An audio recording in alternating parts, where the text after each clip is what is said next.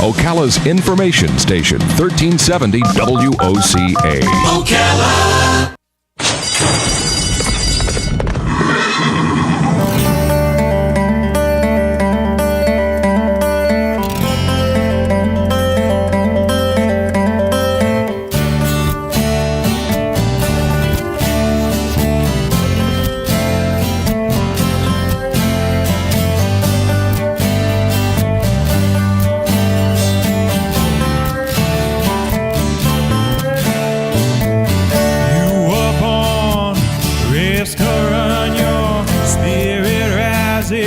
With the sun and it burns until the day is done. All right, 25 minutes before 10 o'clock. Thank you for tuning in. It's time for Horse Sense with the Equine Alliance of Marion County. In the studio, Mark Shuffett and Barbara Feitos.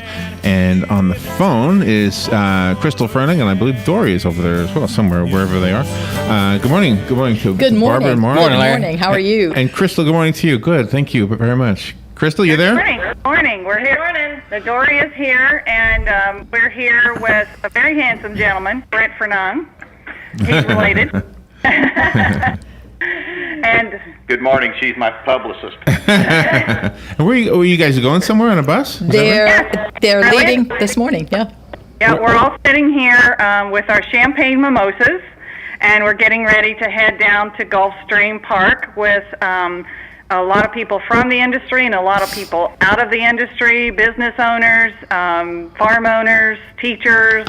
There's business owners from the insurance agency, from hotels, from banking. There's a lot of different businesses on this trip, and also went to a similar trip that they did, FTBOA did, to the Tampa racetrack. And this is all in an effort, which is what the Equine Alliance's motto is, which is connect, communicate, and educate. And this is a great way for businesses and citizens to come on these trips and really get a really good look at the horse industry. When we get to Gulfstream Park, there's some side things you can do, like tomorrow morning they're going to take business owners and the citizens that are along on a behind-the-scenes tour. That's it, tour. My mimosa's getting to me. So behind-the-scenes tour of Gulfstream Park. They're going to be able to go into the announcer's booth and see the announcer working. It's going to be a really, really fun trip. We've got a VIP tent. We've got our own dining room. It is really exciting. And the Sire Series is something that's been going on for quite a while, and that's why I've got Brent here, because it started, like I said, a long time ago, and it started out as the Florida Stallion Stakes. So I'm gonna let Brent talk about the history of it a little bit. Well, the Florida Stallion Stakes was originally run over at Calder Racetrack. It started in 1981. It was the product of some discussions between some of the farm owners up here in Ocala and Kenny Noe, who was the president of Calder Racecourse at the time, where we wanted an opportunity to showcase these Florida stallions who were doing well across the country, but there wasn't a restricted stakes program that allowed them to compete against each other. And over the years, it's been a phenomenal success. While it was being run at Calder, there's been horses like Breeders' Cup winners, Precisionist and Awesome Feather have win this race.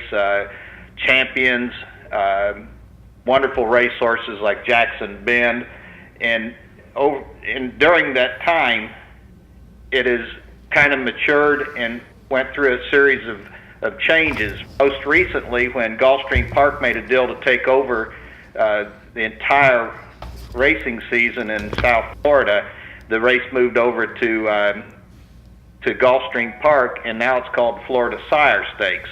But it's basically the same concept. And it's not just one race; it's a series of races, correct? Yeah, it starts with a filly and colt race that was run in early August. And how much is the purse on that one? The purse on that race was $150,000 for each division. Then they came back at the first week of September, and we had the second series, which is a little longer distance, and it had a $250,000 purse on each race. And now the races tomorrow each have a $350,000 purse. The races themselves are named after famous Florida-bred racehorses such as Desert Vixen and Smile and In Reality, Dr. Bager, some of the best racehorses in the world during their time. And the interesting thing here is one of the really original big horse farms, Lassiter Farm, which Brett and I actually started working on as grooms in 1976.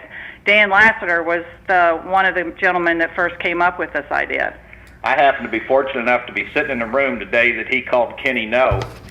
And he told Kenny, he says, hey, he says, I want to have a race for the produce of my stallions. He says, I want to call it the Lassiter Farm Stallion Stakes.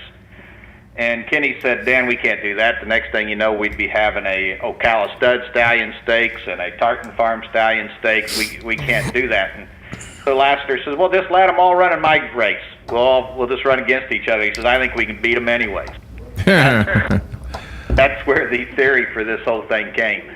So then it's a process you have to go to. If you're a stallion owner, you have to nominate your stallion for these races, and then when your foals are born, you have to nominate them and pay a fee for them to be able to run in this race. You have to be Florida sired and be born in Florida to be able to run in Oh, wow. race. Oh, wow. So you can't be buy a Florida sire born in Pennsylvania or California or somewhere. You actually have to be foaled in Florida. Sounds like the bus ride is not only fun. It sounds like you would learn a lot even if you didn't know anything. You'd come back knowing a lot more. Well, the whole theory behind this is this whole process is that up here in Marion County, we're blessed to have these horse farms and have the industry centered up here, the breeding industry. And as time has gone on, we've developed this wonderful industry, and during the same period, all of our racing is taking place 300 miles away. Right, yeah. Bus trip kind of draws the two together and makes the maybe brings Miami a little closer to Ocala for a day. So how often do you guys do this trip? I'm sorry? How often do you take this bus trip? Well, we're taking more and more we've kind of started out like a lot of things, with this new outreach program in the community, try and reconnect the horse industry, different breeds and disciplines. We're just doing more and more. So, we could have done one of these for all three legs if we get, enough businesses that are wanting to go. We did it on this one because it's the final leg, the largest purse. It's going to be a really, really special day. We're spending the night tonight. So one of the hotels is right on the beach. And, wow, sounds like fun.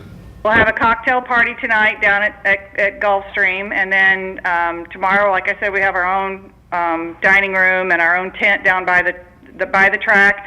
A few of the lucky people will be able to go into the winner's circle and help present some trophies. Oh, wow.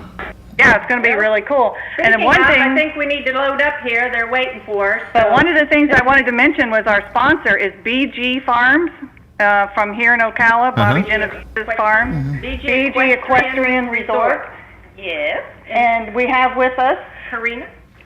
Hi, I just wanted to say I'm so happy to be a part of this BG Equestrian Resort. I know this is our first annual bus trip like this one. So we're so excited to be here and this VIP tour. We're already having mimosas, so it's going to be a great time. I think the excitement is making its way across the phone line, too, by the way. Yeah, we're ready to go. Yeah, Karina doesn't have her mimosa in hand, but we're going to get her one. If she drank it, we're going to get her another one. And we just wanted to get it out there to businesses. If you want to call FTBOA or and get in touch with us, and Barbara and Mark can fill you in on all the phone numbers. This is the kind of thing that we're looking forward to businesses with, and be sure and reach out to us, and we'll get you connected.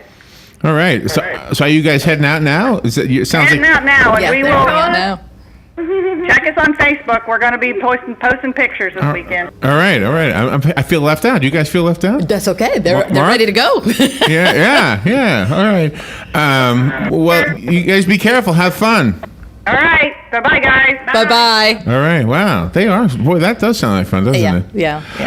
Well, let's take our break a little tiny bit early, and then we'll come fine. back, all right? Sounds good. Boy, they are excited. They are excited to go. I can tell. All right, we'll take a little break, and we'll be right back.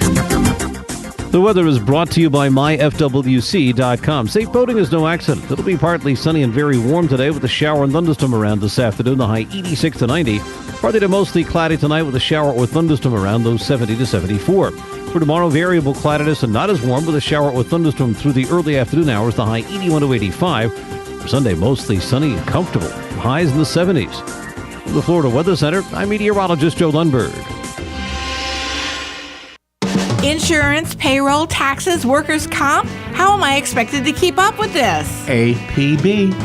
Very funny. No, APB is American Payroll and Benefits with over 30 years experience.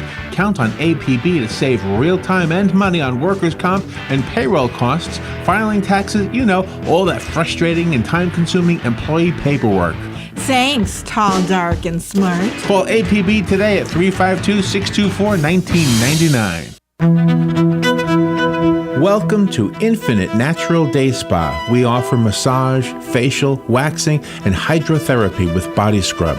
Infinite Natural Day Spa will bring you to an unparalleled all-natural experience of beautification, peace, and comfort that is uniquely yours. We hope to transport you to a place where you can truly appreciate a newly found state of relaxation. Southeast AgNet invites you to listen to our daily agricultural news on WOCA. Florida Ag News airs at 10:02 a.m., Farm and Ranch headlines at 11:02, and This Land of Ours at 12:02 p.m. And for more information about a story you may have heard on Southeast AgNet, or if you missed a report, visit our website at southeastagnet.com. Keep up with the latest in agricultural news every Monday through Friday right here on WOCA and on southeastagnet.com. Southeast AgNet, serving agriculture across the deep Southeast. Did you know that Marion County is known as the horse capital of the world? Did you know that Florida is one of the top thoroughbred horse markets in North America? Thoroughbred horses annually contribute $1 billion to the Sunshine State's economy and employ over 12,000 people, more than even baseball spring training. To learn more about the horse capital of the world or to join the membership of the FTBOA, the Florida Thoroughbred Breeders and Owners Association, please check out ftboa.com. All right, 14 minutes now before 10 o'clock. Let's rejoin Horse Sense, and Mark Shuffert and Barbara Feitos are in here feeling left out because everybody else is going down for the races and the fun and what was that drink called they had? Mimosas. A mimosa. They're having mimosas. I don't even know what a mimosa is. Orange juice and sounds like I'm stuttering. Orange juice and champagne. Oh, really? Yes. Well, it's orange juice for breakfast. Orange juice for breakfast, yes, Yeah, exactly. yeah. Put a little shot of champagne in there. Yeah. So I'm going to have to check out the Facebook page. I was like living vicariously anyway. This is kind of how I live. Exactly. Yeah. Well, that sounds like fun. But yeah, we're not on the bus, but it was really good that we could introduce this concept through the radio and whatnot, and have people get an idea of what that experience is like. And as I said, FTBOA has been the coordinator of that, and they rely obviously on the generosity of their sponsors. And the premier sponsor for this particular trip to Gulfstream is BG Equestrian Resort, Bobby Genovese and his team, and that makes all of this possible. And it's quite frankly, it's extraordinarily affordable. FTBOA members and guests only pay $50. Wow. Now, they're responsible, obviously, for their own hotel accommodations when they get there and things like that. But as far as the admissions and the bus ride itself, and that's extraordinarily affordable. Even non-members that are not affiliated at all pay $75. So for what you're getting, for the experience that you're getting, it's an extraordinary value. And I think that's something that we really want to emphasize and promote, because it's a really, really unique opportunity to really engage and see what is the outcomes of having all of these beautiful thoroughbreds raised and bred here. And as Brent said, this is for Florida horses, and that's one of the criteria for qualifying and racing at Gulfstream for these sire stakes. So it's kind of a heritage kind of thing that's building, a kind of legacy thing that's building for our Florida horse community. So that's a really, really positive thing. And I know Tammy is was their host on the bus, Tammy Gant from FTBOA, and she's a wealth of knowledge stuff, and information, and they're going to be challenged very happily with all kinds of trivia games and things like that. So she would not tip her hand in advance because there's a lot of surprise things in store for them on the bus ride down. So I think they're going to have an extraordinary experience, and we look forward to seeing all of the Facebook postings and whatnot, because it's a really, really good experience, and we'll make sure we broadcast the follow up on that, in the weeks to come, for Horse Sense. So yeah. I went to an event down in Orlando, and I met a lady there who is a therapeutic horse trainer or something like that. And I thought for sure she was going to say she was from Ocala, but the therapeutic riding thing that she does is in Newport Richey. So the question I have, based on that fact, is this: while we consider Marion County the horse capital of the world, is the rest of the state just as much of a vibrant horse community, or is it kind of centered here? It's centered. It's centered here, but I think it's a little bit of both, because obviously you have the racing in South Florida, and you have Wellington down in South Florida, which is another big equestrian area down there. So all of the industries that are horse related or equine related would tend to congregate around areas and clusters where there's land, number one, or where there are events. Newport Richey happens to be near Wellington, I believe, so that's why you see some of that.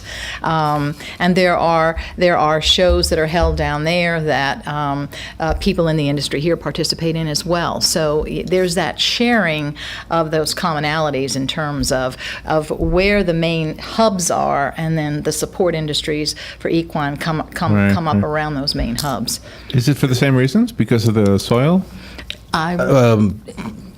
The question that you asked about the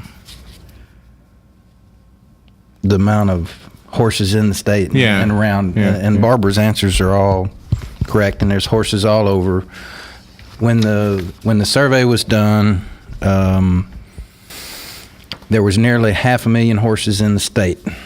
Okay, so they did the survey that got us the moniker Ocala, horse capital of the world. Okay. That's not an advertising slogan like it is in other parts of the country and our neighbors up north. Right. It sounds cute. Right. But what we have backing us up is fact. And the fact is there's more horses in Marion County than any other county in the United States. Period. Oh wow. Okay. Period. Oh, that's one I got to remember. I got to remember that one. Okay. There's not some scheme or somebody sitting in a marketing room going, "Oh, we raise horses, so we want to be horse capital, and it sounds nice, and we'll put it on the water tank when you come into town." Is it on the water tank? Thing. In other parts of the world, yes. In other parts I see. I see. In Kentucky, it says it on the water tank. Yeah. Okay. Yeah, and that other place that has thoroughbreds. And they have thoroughbreds, huh? Is that a fighting? Oh, it's a friendly feud. Feud, okay, and has been for years. Okay. I want to tell them up there that's like, hey, if you want to be thoroughbred capital, fine, be thoroughbred capital. But we're horse capital, and our horse capital is built on the back of the thoroughbred industry. Now, if there's 500,000 horses in the state, roughly, and we've got 50,000 roughly, right, then we've got 10% of the population that live here. Sure, and that gets back to your original question. It's like, well, is it all here? It's like, no, it's not anywhere near 500,000 horses here. Okay. But in addition to what Barbara said, there's people all over the state from Mobile or from Pensacola all the way through to Key West that have horses for, they're not on a big production farm or whatever. I mean, there's people that have horses that enjoy them. They have them for pleasure. They have them for show. So we have horses all over the state. And then we have concentrated areas that a lot of those have to do with winter show circuits. What better place to come than to Florida in the wintertime to show your horse? Yeah, really. I mean, we've got great riding weather all year long. Summertime, you need to do it early in the morning, but it's still great riding weather all year long. And so we still have those people that come from, well, you go out, drive around. What all the license plates say? Michigan. Michigan, Canada, New York, New Jersey. Right. Yeah, I mean, places that are just, Right. Do you know anybody that retires in like Jersey? Like, that's my dream. It's like I'm going to retire in Jersey. I'm from Jersey. Watch it. Okay, but you're here. Okay, Barbara. But I'm here. Yeah, I was going to say, but you're here. I'm here. And have been quite plugged into our community. And can you tell me, being from Jersey, is there retirement villages there like there are here? It's another friendly feud here. People move into Jersey to retire, do they? Not necessarily, no. They do from Toronto. They come down from Toronto. Yeah. That's the deep south. If you're from Toronto. Oh, okay. So that's South Jersey is the deep south. That's why they call it South Jersey for those people. South Jersey would be more amenable, with the beaches and whatnot, as far as people that are from the Northeast that may retire down to the beaches. For their few days of summer, they can go and enjoy the beach. Going back to the bus ride, boy, it does sound exciting. And how often is that? I didn't quite understand how often that bus ride takes place, or is it not scheduled? It's just it's not scheduled. It's okay. Sporadic. What is this? Since we've kind of been doing this, Barbara, this is what, the third trip I think they've made. Have you guys gone at all? I have not had a chance to go yet. I wanted to go. I am. That's on my bucket list to schedule. So, but it's the same. Sound fun, yeah. It's the same thing, just like everything else I'm done. They always got to leave somebody back at the house to feed the animals. Take care. Somebody's got to mow and weed eat, make sure the horses get Suzanne fed on the bus? All that kind of stuff. No, she's here. Oh, okay, I was speaking figuratively, but it's anyway. So Barbara and I are here holding down the fort. Exactly. So you got to leave somebody responsible at home to take care of stuff. Right. And other people get to go and have fun. So yeah, it does sound like fun. Even gosh, if you just live here and you've wondered about the horses, and that's it. It'd be a wonderful opportunity. It'd be a wonderful opportunity. And as Crystal mentioned, the diversity of the people that are going, from all walks of life, not just people from the equine industry, but even people from the equine industry go down, because some of them don't have, again, working people on farms and whatnot that don't necessarily have the opportunity, but would take the opportunity for something like this and make the schedules work so that they can take advantage of it. But again, the diversity of the business community, and that's the outreach. They make special, they've got a special discounted price, for example, for members of the Chamber and Economic Partnership who partner with FTBOA, so that their members can get a discounted rate as well as FTBOA members. So again, to make that connection, to make that link, to make it open to the business community. And you heard the diversity of the types of businesses that are represented on that trip. So and we see that when we do our education seminars and whatnot, that outreach to the business community who want to learn, not only for their own, because they live here and want to know more, but again, it makes good business and economic sense to have that knowledge and information and how you can plug in as a business owner. Somebody asked me something, and I have no idea, so this is the perfect time to ask, because it has to do with horse riding in Silver Spring State Park. Tomorrow they're offering, I guess for the first time, rental bicycles. Okay. And and now that the two parks have combined, it's 5,000 acres. Correct. Is there any plans for a horse trail thing there? Go ahead, Barbara. I mean, there are some trails in the park already. And they have very nice parking areas. Right. There's one just a mile or two, maybe a little further than that, but it's really just a mile or two east of the main entrance of Silver Springs Park. Okay, so the Silver River 40. Entrance? On 40.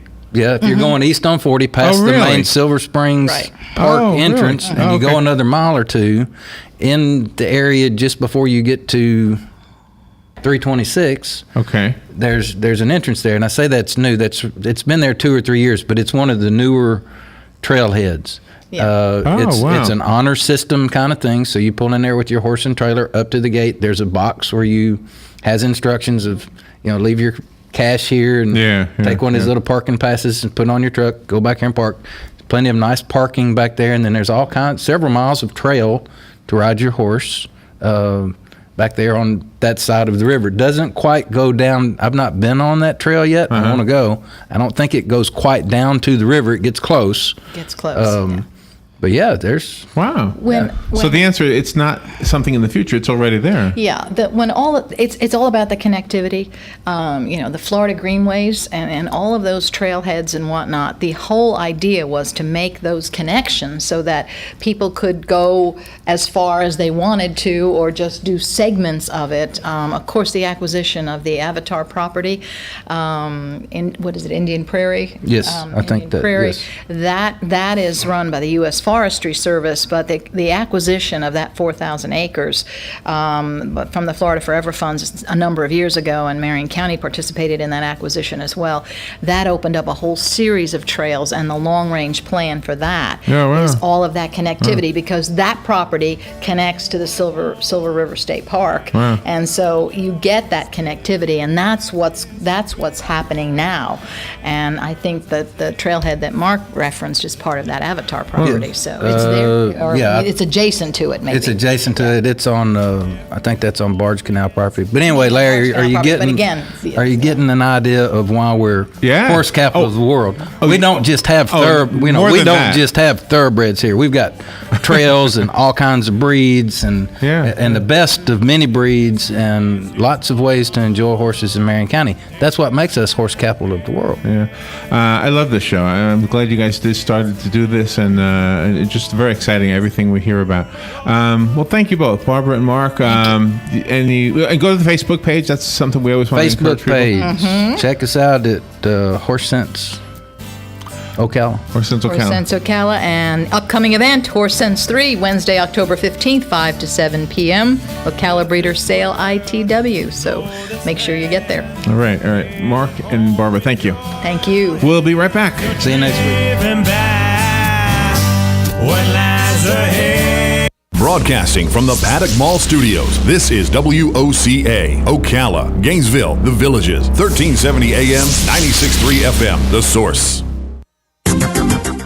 The weather is brought to you by myfwc.com. Safe boating is no accident. It'll be partly sunny and very warm today with a shower and thunderstorm around this afternoon.